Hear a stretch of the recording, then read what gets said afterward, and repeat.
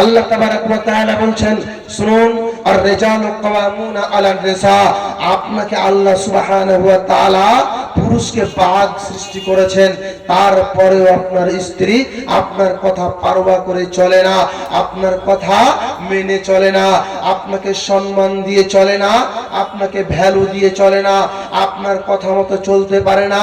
কেন? আপনার দুর্বলতা রয়েছে, আপনার দুর্বলতা রয়েছে। আপনি আপনার স্ত্রীকে হেদায়েত করতে পারছেন না। আপনি আপনার স্ত্রীকে প্রতিদিন হেদায়েত চালাবেন। কেমন হেদায়েত চালাবেন? একে যত হেদায়েত চালাবেন তত আপনার লাভ হবে। যত একে আপনি গালি দিবেন তত আপনার ক্ষতি হবে।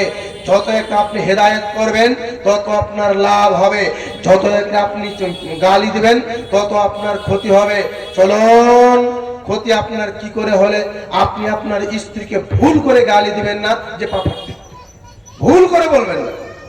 আপনি আপনার স্ত্রীকে বলবেন, রহিমা কি তুমি এত তোমার রূপের ঝলক, ও রহিমা, সায়েমা কি তুমি সুন্দর, এত তুমি সুন্দর, এত কি সুন্দর, তুমি কত অপরূপা, তুমি কত অপরূপা, তুমি কত বিউটিফুল, তুমি কত বিউটিফুল। খালি তুমি তার রূপের বড়াই করো, তার নাম কেন। আপনি যদি বলেন আমার সারা রাত পা টিপতে হবে, আপনার পা টিপে দিবে ইনশাআল্লাহ, সারা রাত পা টিপে দিবে।